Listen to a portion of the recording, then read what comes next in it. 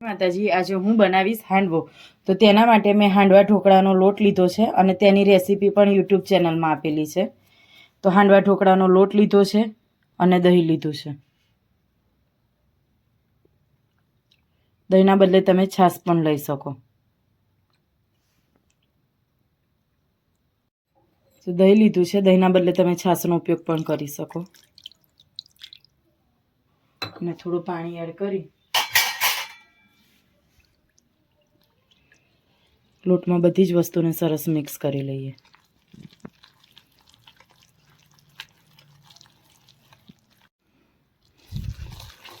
તો હવે આપણો લોટ સરસ પલળી ગયો છે.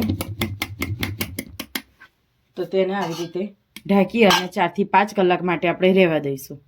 તો હવે હાંડવાનો લોટ જે આપણે પલાળ્યો હતો તેનો સરસ મજાનો આથો આવી ગયો છે. તો હાંડવા માટેની આપણે સામગ્રી જોઈ લઈએ. તો તેના માટે લીલા મરચાં, મીઠું, અજમો, ટાટાના સોડા, ખાંડ, સિંગદાણા, તલ, લસણ આદુની પેસ્ટ, હળદર, હિંગ અને રાઈ. તો હવે આપણે મસાલો કરી લઈએ. તો આપણે એક મોટી દૂધી લઈ અને તેને આવી રીતે છીણી લીધી છે. હવે આપણે દૂધીમાં જે આપણે લોટ પલાળ્યો હતો તે એડ કરીશું. દૂધી જેટલી વધારે નાખશો એટલો સરસ પોચો અને ટેસ્ટી બનશે, માટે દૂધી વધારે નાખવાની. તો આપણે દૂધીમાં ખીરું એડ કરી દીધું છે. હવે બધા મસાલા એડ કરીશું. તો અજમો લઈ હાથેથી મસળી અને એડ કરીશું. લીલા મરચાંને આવી રીતે મરચાં કટરમાં કર્યા છે. લાલ મરચાંનો ઉપયોગ નથી કર્યો એટલે લીલા મરચાં લીધા છે. જો તમે લીલા મરચાં ઓછા ખાતા હોય તો લાલ મરચાંનો પણ ઉપયોગ કરી શકો છો. હવે આપણે લસણ આદુની પેસ્ટ એડ કરીશું.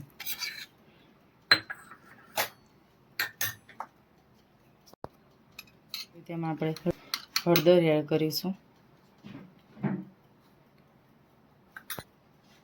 અને આપણે ખટાશ છે એટલે ખાટો મીઠો કરવા માટે ટેસ્ટ પ્રમાણે ખાંડના બદલે તમે ગોળને પણ ઝીણો ઝીણો સુધારીને એડ કરી શકો છો. હવે એમાં થોડું ટેસ્ટ પ્રમાણે મીઠું એડ કરીશું.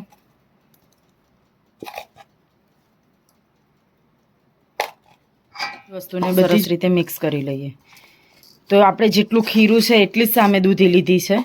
તમે દૂધી જેટલી વધારે લેશો એટલી મજા આવશે. અને જો સિઝનમાં દૂધી મળે છે અને આપણે એમને એમ દૂધી ના હોય અને જો હાંડવો ખાવાની ઈચ્છા થાય તો તમે દૂધીના બદલે ડુંગળીને પણ છીણીને એડ કરી શકો છો. તો હવે આપણો મસાલો સરસ થઈ ગયો છે અને આવી રીતે સતત હલાવતા રહીએ એટલે ખાંડ પણ સરસ ઓગળી અને ભળી જાય. હવે આપણે તેમાં ટાટાના સોડા એડ કરીશું.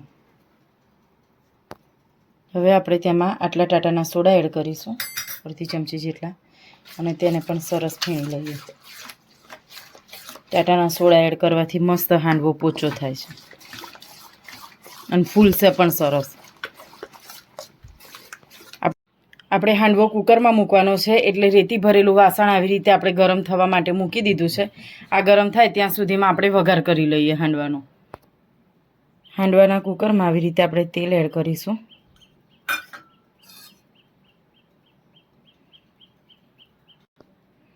તો આપણે હાંડવાના કુકરને આવી રીતે તેલથી ગ્રીસ કરી લઈશું બધી જ બાજુએ.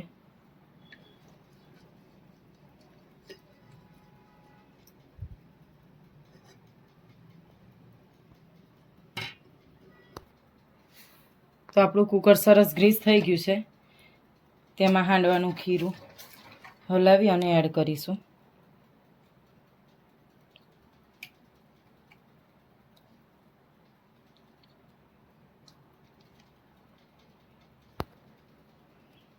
આપણે બધું જ ખીરું આવી રીતે એડ કરી દઈએ એમાં. તો આપણે કુકરમાં ખીરું એડ કરી દીધું છે અને 1 આંગળ જેટલી જગ્યા રાખી છે. તેના ઉપર આપણે હિંગને સ્પ્રિંકલ કરી લઈશું.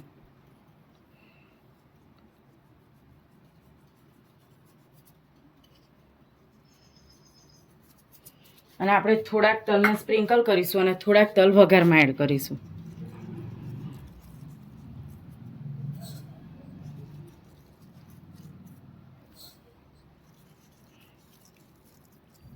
તો આવી રીતે આપણે બધા તલને પણ સરસ સ્પ્રિંકલ કરી લીધા છે. હવે આપણે હાંડવાનો વઘાર કરી લઈએ. વઘાર કરવા માટે આપણે તેલ એડ કરીશું.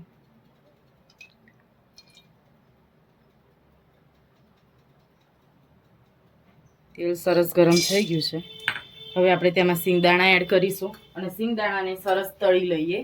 એકદમ ગોલ્ડન બ્રાઉન કલરના થાય ત્યાં સુધી થવા દઈશું.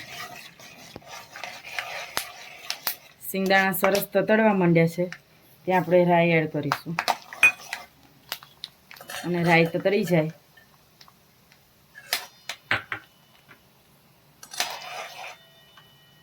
પછી તેમાં આપણે થોડા તલ એડ કરીશું. ને હવે ગેસ બંધ કરી દઈએ.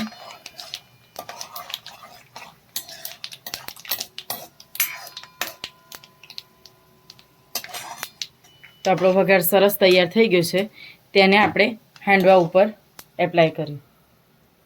આવી રીતે સરસ હાંડવા ઉપર પાથરી દઈશું આપણે.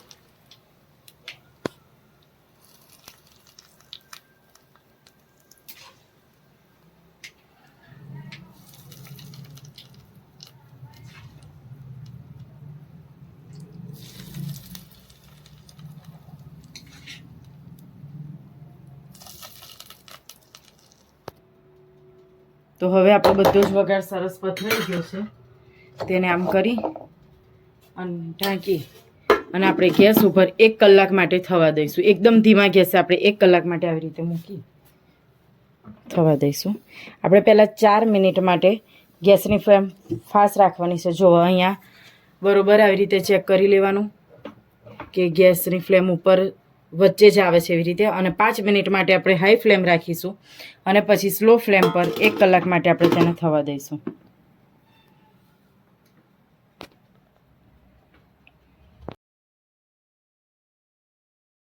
જો કોઈ પાસે હાંડવાનું કુકર ના હોય તો આપણે આવી રીતે કઢાઈમાં પણ હાંડવો બનાવી શકીએ. તેના માટે રાઈ તલનો વઘાર જે કર્યો છે અને તેની ઉપર આપણે ખીરું એડ કરીશું.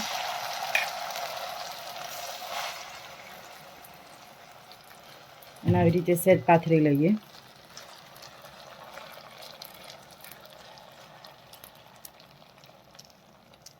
હવે તેના ઉપર આપણે ઢાંકણું ઢાંકી દઈશું અને તેને 2 થી 3 મિનિટ માટે થવા દઈએ. પછી આપણે પલટાવી લઈશું. 2-3 મિનિટ થઈ ગઈ છે. આપણે ચેક કરી લઈએ. આવી રીતે ઉપરથી સરસ આમ કડક છે એટલે આપણું હાંડવો ચડી ગયો છે એક સાઈડેથી. આપણે તેને બીજી બાજુ પલટાવી લઈએ. દૂધી નાખી હોય એટલે એકદમ પોચો હોય માટે આવી રીતે આપણે ફેરવી લેવાનો. તો તમારી પાસે કુકર ના હોય છતાંય તમે સરસ મજાનો હાંડવો બનાવીને ખાઈ શકો. તેલ એડ કરીશું અને ફરી 2 થી 3 મિનિટ માટે આપણે તેને થવા દઈશું એટલે એકદમ સરસ ક્રિસ્પી થઈ જશે આપણો હાંડવો. 10 મિનિટ થઈ ગઈ છે અને આપણો હાંડવો પણ આ સરસ મજાનો ફૂલી ગયો છે. હવે આપણે ગેસની ફ્લેમ ધીમી કરી અને તેને ઢાંકી ચડવા દઈશું. હવે આપણે 2 થી 3 મિનિટ થઈ ગઈ છે. કઢાઈવાળા હાંડવાને પણ ચેક કરી લઈએ. તો સરસ એકદમ ક્રિસ્પી થઈ ગયો છે આપણો હાંડવો. તો હવે આપણે તેને સર્વ કરી લઈએ. તમને અમારી રેસીપી કેવી લાગી તે જરૂરથી કોમેન્ટમાં કહેજો. આવી રીતે પીસીસ કરી ગરમા ગરમ હાંડવો ખાવાની બહુ જ મજા આવશે. તમે પણ આ રેસીપી ટ્રાય કરજો અને કોમેન્ટમાં જરૂરથી કહેજો કે તમારી રેસીપી કેવી બની તે.